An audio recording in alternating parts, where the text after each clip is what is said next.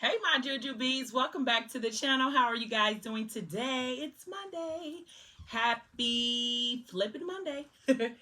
um, so if you are new here, please don't forget to like, share, comment, and subscribe. I would be so happy if you did.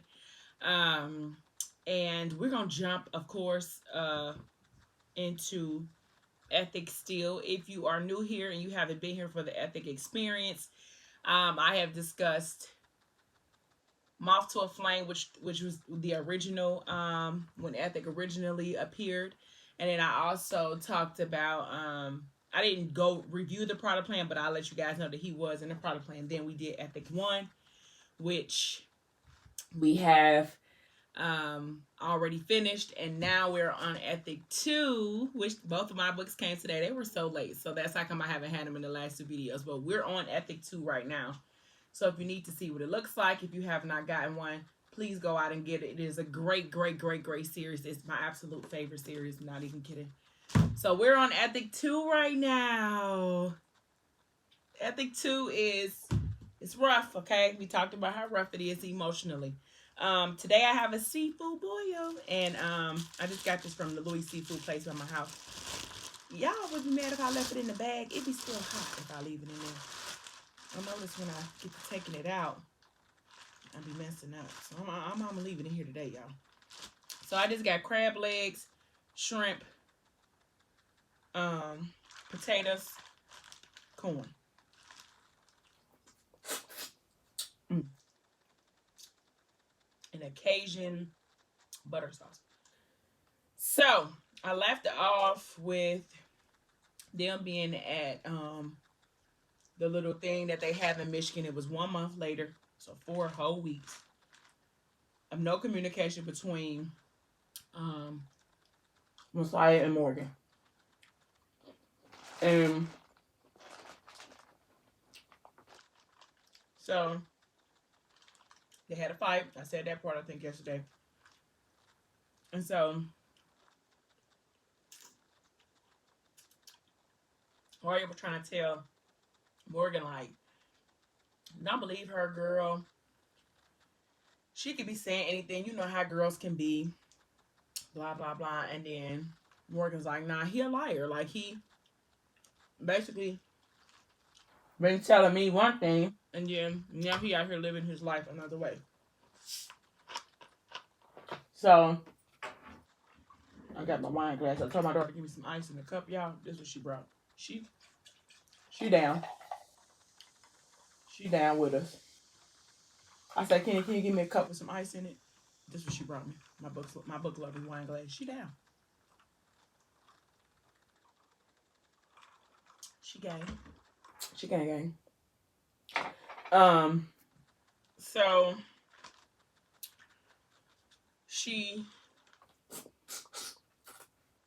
they get their shoes on. They about to leave. So Messiah asks Issa, like, can old girl ride with you? And we'll meet y'all at the spot. And Arya was like, no offense, homeboy, but we came together, we leave together. And Morgan kind of gave her the eye, like, it's okay, it's cool. Yeah, excuse me. It's cool. So he tell her, like, we'll take your car, give me the keys. And she like, I'm not. So she get in the car. She's mad. Of course, she's fuming. Her feelings is hurt because she feel like you just got me out here looking crazy. I feel like it's just me and you, or it was just me and you. And yeah, we taking a break, but you the one said take a break, not me. And on this break, this is what you out here doing. So he like, can we talk? She like, no. Man, nothing for us to talk about, basically. So you remember I was telling you that in the beginning, Morgan was saying, like, there's a song for every emotion. So of course she get in the car, she plays some Cardi B, you know, the one that say I should call up your mama and tell your mama that she raised the B.I. bad word. So he tried to talk, she turned it up. He like, all right. So he leave it alone. He let her feel how she want to feel. So they get to the spot. Now, mind you, Messiah has learned and is still in the process of learning sign language. So they basically having a full blown argument via sign language. You initiated this break, I didn't. What if I would have did that? What if I would have been with another guy? How you was with her? Would you have liked that? And he was like, no, it would have been a lot of bodies dropping. Like, and she was like, you initiated it. It was not me. So, and I don't like it, basically. And he was like, I did it because I want you to be able to live. Like, you don't have to try to spend your college years trying to be committed and dedicated to a man like me. Like, I'm not it. Like, I run my life. I live it on the edge. You see what happened with the whole cream situation? Like, this ain't for us right now. Like, maybe we should just take a break and, you know, maybe after like a year or two, we can get back right. She like a year or two. Like, you want me to wait on you for a whole entire? No, I'm not doing that. She was like, I'm not gonna make it without you for a whole year or two.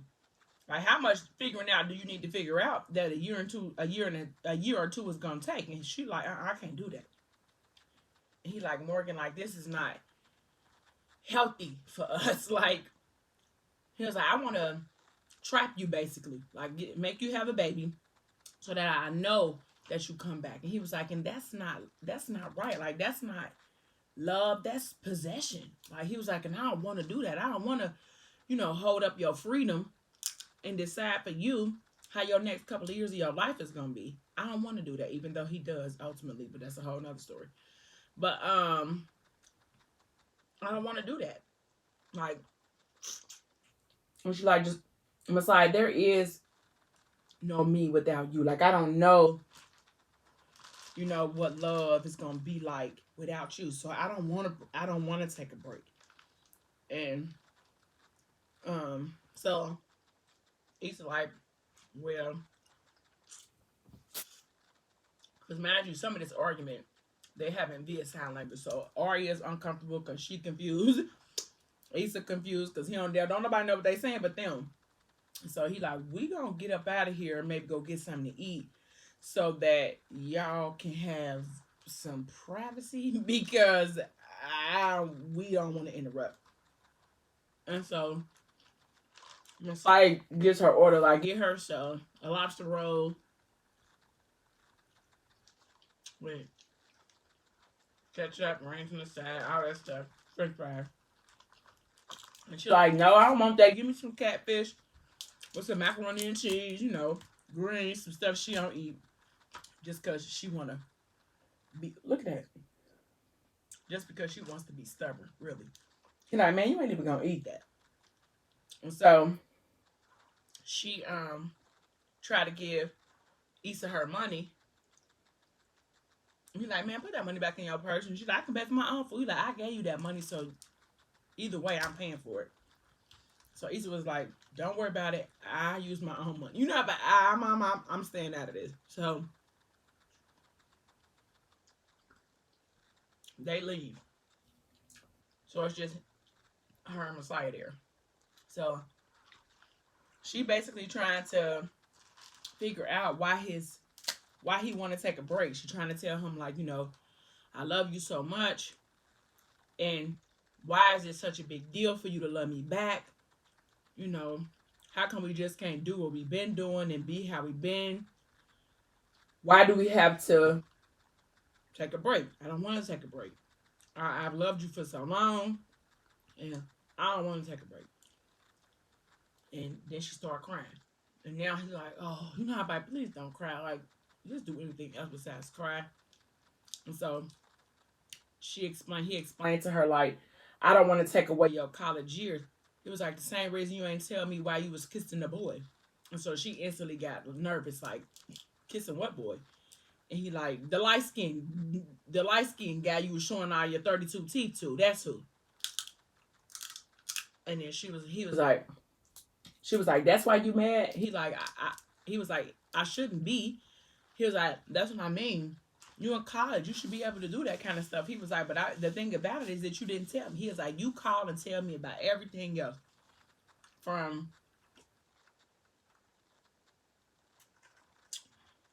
the girl who sit in front of you who weave is messed up, and so you always got to see her tracks, or how the girl at the drive-through at McDonald's didn't get your order right, or how you don't never get to find out where to park in the front because you don't wake up in time because I keep you up too late.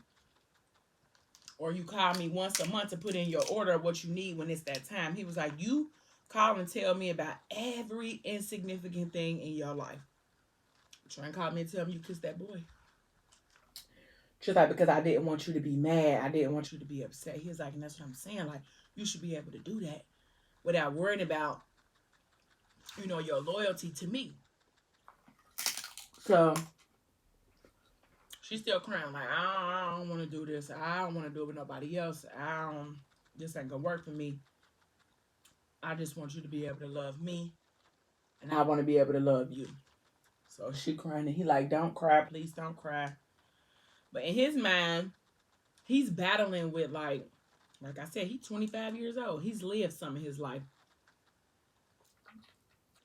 And Messiah don't live the best life. So not only do we have to worry about keeping her safe, but he also has to be aware of the fact that Ethic doesn't know. And he thought that maybe if they broke up and he gave her a little bit of time that she would be able to understand, but she don't. Oh,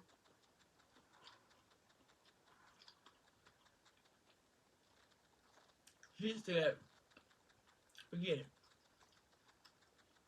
I'm in. Now, mind you, Morgan cried all night long until she fell asleep.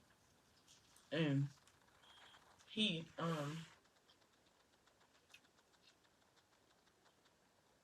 stayed up all night pondering, thinking like, should I really let her go? Should I try to stay? Should I try to work it out? Should I give her freedom? Should I end it now? He thought like maybe it'd be better if we ended it in the beginning before it got too deep. But Morgan ain't going. Mm-mm. She felt like, nope, this is my man. And excuse my stomach because it's acting real different growling over here. She felt like no, like this is it. I have spent my life wanting to be with you, and I'm gonna be with you, and you basically not gonna tell me no. And Messiah loves Morgan too, for real. Like I said, it's new to him though. So when she finally woke up in the morning, he told her like, okay, I'm in. This is what we gonna do. We gonna be together. Fine. That's what we gonna do. And so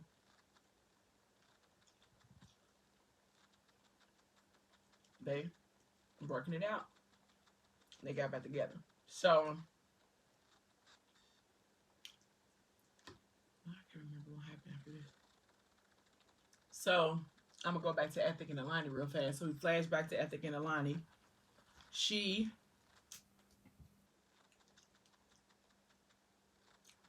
left her alone. I think he hasn't contacted her after the last little situation that happened with Cream. So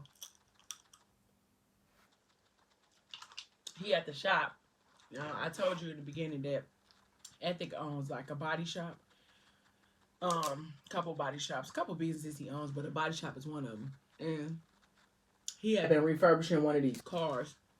And so he was in there that day, him and the guy Larry who works for him. He was in there with him, refurbishing a car. And so Larry was like, man, that's a really nice car. He was like, can I take it for a spin? He's like, you can have it. Like, I just basically was trying to get in here to refurbish it, and it's done. And now I need to move on to another project that needs to be fixed because Ethic is a man who likes to fix things.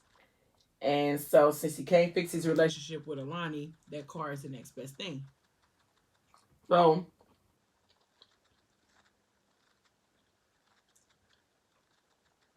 they're like, that's real nice, boss. Like, can I take it for a spin? And he's like, yeah. So they give him the keys. Imagine it's like an old school car. I'm gonna say like a Cutlass or something. I'm gonna just go ahead and say that. I don't know if that's exactly what it was. I can't remember, but it's an old school car because that's what Ethic does, old school. So the windows is tinted. You know, he go outside, and all of a sudden, as soon as Larry opened up the door to go outside, it's like, you know, all bullets everywhere, gun. You know, that's the sound. That's the sound that the book say. That's what it is. Right. That's what the book say. So use your imagination. So Ethic see that somebody's hanging out the window, and he looked, and it's Cream. And Ethic is like, I should have put it into him a long time ago, but because I don't want to bring no more death to Alani's doorstep, I just let it pass. And then he wound up, you know, letting off a few. And then Cream noticed like that it wasn't him inside of that car, that it was the Larry dude. So he was kind of shocked. Of course, he's shocked because you didn't hit your mark, and now you know the mark is gonna come for you next. So Ethic goes to the car to try to help Larry. But by the time he get over to the car and pull Larry out, it's too late. So it's like he's reliving Raven's incident all over again. And mind you, I didn't even go into detail about Raven's incident, and I'm not until it gets to that part in the Ethic story because I don't want to ruin it for anybody if they are watching and they haven't read Moth to a Flame until I get to that part of Ethic. When I get to the part of Ethic where he reveals what happened to Raven, then I'll go over that part again, but not right now. So it's like he's reliving what happened to Raven, you know. And we all know Raven died. Let me just get we know that she did die. So I'm a cheat and scam because I can't remember where I'm at, but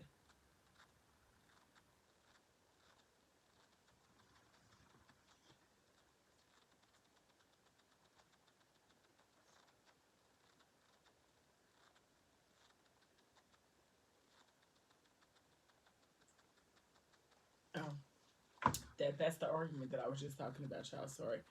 So I did leave out some stuff where she told him like, you always breaking me, you give me hope that we're gonna be real, and then you pull out on me every time. And then she was like, what am I supposed to do without you for those 2 years? And he was like, live. And she was like, it ain't no living if you're not there. It's enduring. I just want, because I'm telling y'all, it's real deep. They situation is real deep. Okay, so I might have did some stuff out of order, but we're gonna go ahead and go to chapter 11, and then I'm gonna wrap up chapter 11, and then we're gonna stop. So Alani has been trying to pull herself together from everything that's going on. She has, like I said, buried her daughter, her brother. You know, she's trying to get over everything that's going on with her attachment to Ethics still. So she's kind of like battling a depression now. It's probably been about maybe almost 2 months since they've had any type of contact with each other.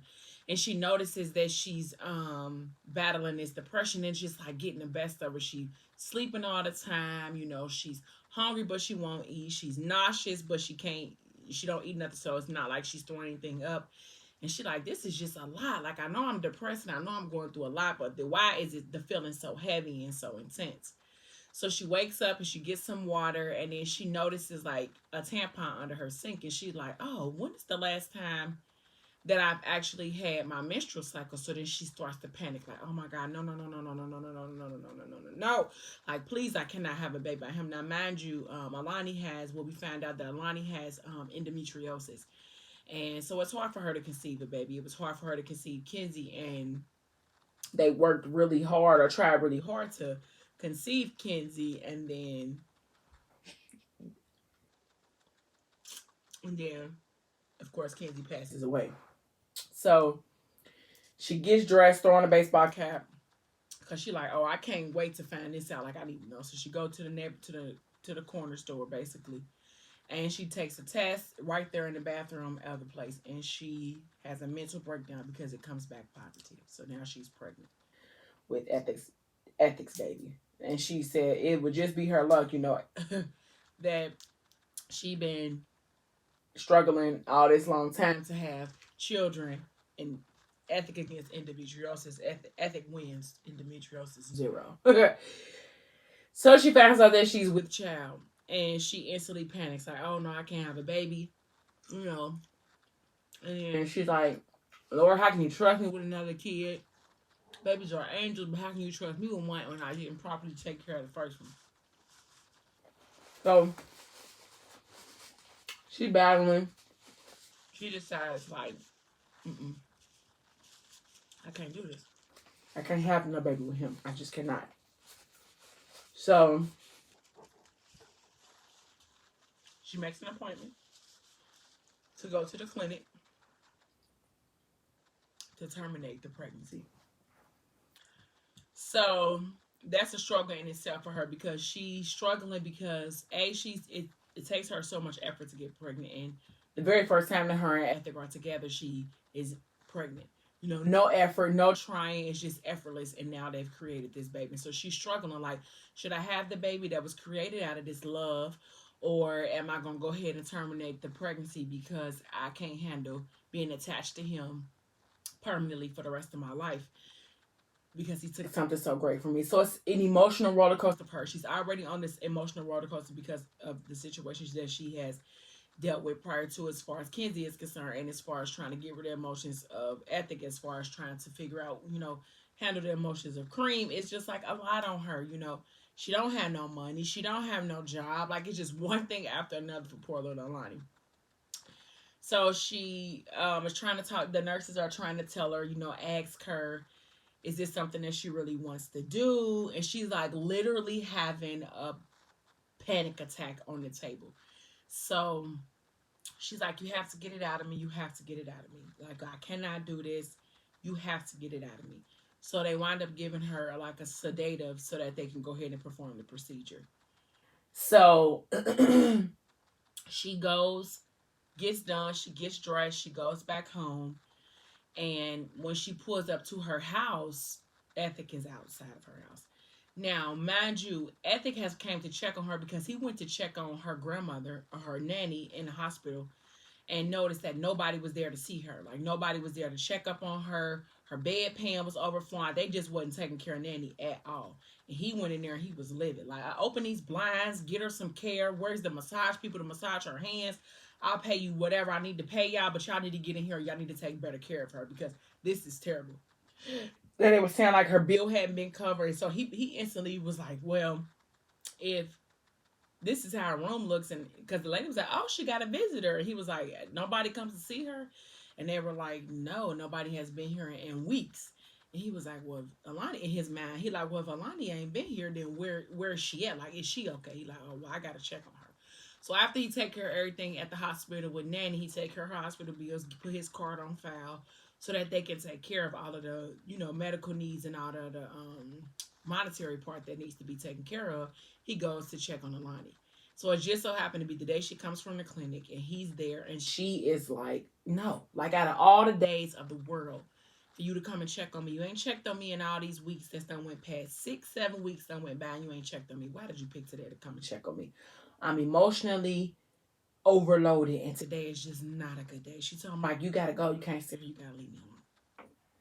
So I'm gonna pause right there because it's gonna be too much for me to stop. So please, please, please meet me back here tomorrow. I won't say the same time, but I'm gonna say the same place. And don't forget to like, share, and subscribe. Thank you so much for watching it, and until next time, bye, my jujubes.